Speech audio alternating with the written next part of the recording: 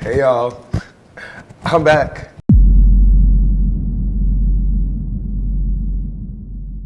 How y'all doing today? So we are back again. We're back to continue to unpack, Pablo, me, who I am, and how I came about. So, I hope everybody's doing okay today. I always like to make sure that you guys are, living your best life and doing your big one. We love to see it, we love to hear it. But in lieu of that, or rather aside from that, we're going to be talking about living a double life and what that looks like and really what that means. A lot of people kind of laugh at that idea, like double life, ha ha ha. I am who I am and I'm proud of it and I can. But a lot of people be living a double life, and I'll be the one to tell you I was living a double life and I didn't even know it. It was something that I want to say was happening to me in a sense. Because it was like a fail-safe or like a defense mechanism or somewhat of a way to kind of like not put myself on front stream. So I kind of put it in my head that I was living a double life. I just didn't want everybody in my business. But that transcended into me not being real with myself or the people that were really around me. So let's like unpack that and really get into that. So essentially, back when I was, 19 years old, I believe, I started working in a club. So I had got my apartment. Finally, I was in foster care prior to that, and we'll touch on that, in the next episode. But I worked in a club, in New York City nightclub, house music, African music, a variety of, different genres or just different crowds in general.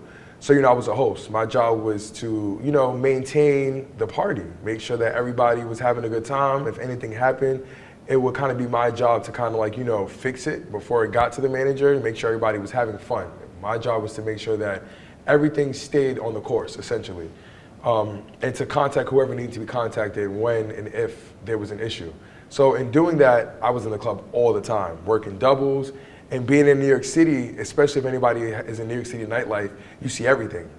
You see men, you see women, you see trans, you see everything. All the above. And everybody living their best life. I mean, at the club that I worked at, you had Tuesday nights was a party that Suzanne Barsh, I don't know if anyone knows what that is, but does in New York City, and it's a drag night. And the people that I would see come on Saturday in their suits will come on Tuesday in their drag. So for me, I was like, if these people live in their life, why would I not live mine? Or why would I not act off of what I feel or what I think? And what I feel and what I think is doing something with another man.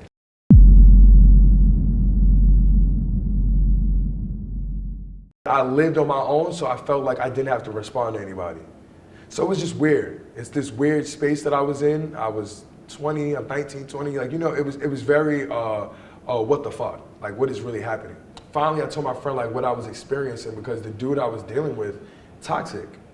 I mean, I didn't know any better because, I was 19. This is my first, experience with a dude on an emotional level. And I understood he did 12 years in jail, but he almost had me in situations where, like, we would be together and he would be trying to pick somebody up that I didn't even realize about him with him to have, like, a threesome with us. Like, threesome with me and him. Like, we're out at the grocery store and he telling some dude to come back and smoke with us because we want to have a threesome, and the dude come and I didn't even know. And now he's just like, but I was just put in situations where I couldn't even tell nobody about it to get advice, to get some type of wake up call or stop being so hard-headed, none of that. It was just straight me living through those experiences. So when I finally started, communicating with my friend AQ, literally she was like, what the fuck? She was like, are you serious? Like, are you forgetting like what you do or how you maneuver? But like, wake up. Like, and for me, that's when I knew like, I'm living a double life. I go, crazily dealing with this dude. What saved me from that situation and got me off of the almost being put on front stream was when I dealt with somebody that he introduced me to. I was going to his house. He was like, come for a party. I came for a party. And it just so happened that some guy there, literally was like bagged me. I don't know if y'all know what that means, but some dude literally came up to me like, yo, what's your number? Can you show me around the city next time I'm out here? Fire. This top tier, and you know who you are. bagged me, and he changed me emotionally when it came to emotionally dealing with somebody. Yeah, I was young and I was in a relationship, but I had trials and tribulations. But then I knew, like, and because he was my age as well, I knew that I didn't have to be taken advantage of, and I didn't have to sit through anything. And not necessarily I don't have to live a double life, but he showed me that I can be real with my immediate circle in a sense, because that's how he was with his family. He's very like Trey-like, looks like a straight guy, like all that, but he was real with his family. Like, he was able to like live a certain way. He was able to experience certain things that I felt like I was missing out on. So once I kind of saw the way he interacted with his mom, the way he interacted with his siblings, the way he interacted with the people around him, I was like, maybe it's not that bad. Like, maybe my fear of judgment and my fear of what people are gonna say is not that serious. Like, maybe it's not what it's cracked up to be.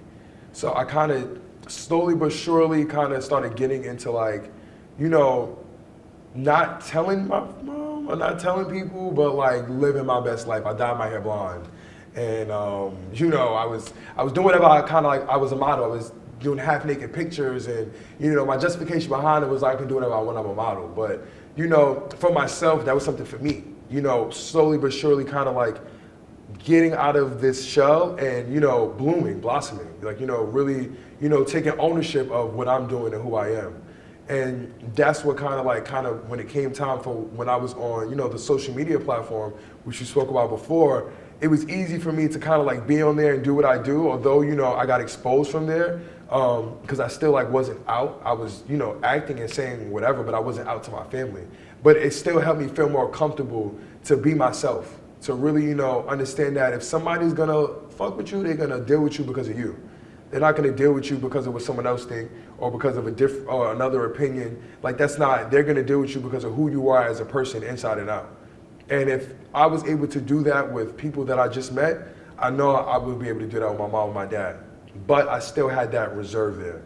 So I just want to say, like, that whole living a double life thing is probably one of the most toxic things you could do, because you're not allowing yourself to ever have a real moment. I really feel like being real with who you are, accepting who you are, being yourself, coming to terms with that part, and allowing yourself to know what you are okay with, not behind closed doors, but in reality, in your life, what you're okay with, is like steps into really, not even steps into evolving or to being successful, but having that peace of mind and knowing that you are consistent with who you are thorough with who you are. Nobody can ever question who you are, because no matter who you come across, you are consistently the same. As long as you make sure that that person is a good person and true to who you are as a person, nobody can ever question it. It's not, oh, I'm this way to please this crowd and I'm that way to please this one. It's no, this is me. And I've found, and as y'all heard in my last episode, I've found a lot of people that mess with me for me, that want to support me because of who I am in my heart, who I am mentally, who I am emotionally, how I am really trying to be there for them because I give energy that I want to be reciprocated. So like, I'll give it first. I don't need somebody, that's something that I learned. Like, I don't need you to give it to me first. If I care about you, I'll do that to you first. I'll give you the benefit of the doubt because that's the energy that I want. I wasn't even able to do that because I didn't even know that's what I wanted. I was so secretive and so hiding. I didn't know that that was something I even imagined or even was seeking. So definitely I want to say, be who you are. Be who you are. Like, living your truth. Accept who you are and don't ever be ashamed to tell anybody or to live in your truth. Like, especially if you live on your own. When I started living on my own, that influenced me too. It was like, how can I be paying all my bills, living on my own, doing everything for myself, and I'm still trying to play Drake? Like, that didn't make any sense. I am who I am, don't get me wrong. I still have the undertone and the essence of every characteristic that I have been and developed and grown with. So personally for me, it's like, be who you are. Don't ever settle, don't ever dim your light, always be glittering in gold, and always be true to yourself. We will talk about in our next episode kind of how about foster care shaped me, and how I had to kind of own that part because it was something that I was really kind of like secretive about, living a double life about. I mean, I'm telling you, it kind of like continued to evolve until I got exposed. So we'll continue to unpack that, and I'll continue to, try to be a vessel and try to be, there to help that person, because I know I'm not the only one experiencing this. And I know that it's a lot of people out there who, haven't reached the point of being fully authentic and thorough and being themselves every day. So y'all definitely stay tuned. And yeah, shit me not for nothing. We outside. Shit me?